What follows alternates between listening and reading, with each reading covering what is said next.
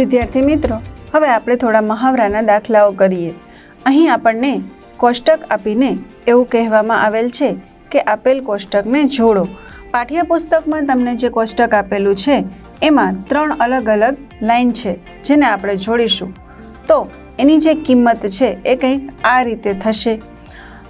1/10 બરાબર 10 પૈસા થાય અને એને રૂપિયામાં લખવું હોય તો 0.10 લખી શકાય।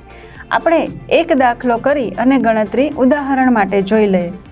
ઉદાહરણ સ્વરૂપે આપણે લઈએ છીએ 1/10।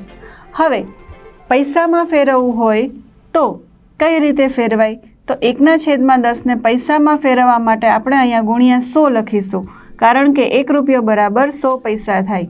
10 છેદ ઉડે તો આપણને મળે છે 10 પૈસા।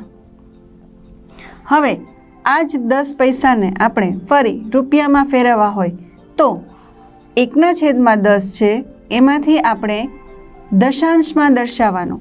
તો દશાંશમાં દર્શાવવા શું કરાય? પેલા ઉપર જે અંશ છે એ લખી લઈશું। અહીં અંશમાં 1 છે, નીચે 1 શૂન્ય છે, તો પોઈન્ટ પછી આ 1 જે છે એ પહેલો થવો જોઈએ। તો આપણે અહીંયા પોઈન્ટ મૂકી દઈશું, આગળ 0 અને પાછળ પણ આપણે 0 લખી શકીએ। તો 0.10 રૂપિયા। આ રીતે આપણે દરેકનો જવાબ શોધવાનો અને આ કોષ્ટકને કંઈક આ રીતે જોડવાનું થશે। જેમ કે 5/100 એટલે 5 પૈસા અને 0.05 રૂપિયા થશે।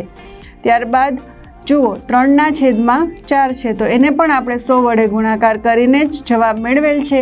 તો 3/4 એટલે 75 પૈસા અને 0.75 રૂપિયા। ત્યારબાદ 99/100 તો 99 પૈસા એવો આપણો જવાબ મળે અને 0.99 રૂપિયા। 1/4 એટલે કે 1 આખાનો ચોથો ભાગ, તો 1 રૂપિયાનો ચોથો ભાગ થશે 25 પૈસા અને આપણે દશાંશ રૂપે એટલે કે રૂપિયામાં લખીશું 0.25 રૂપિયા।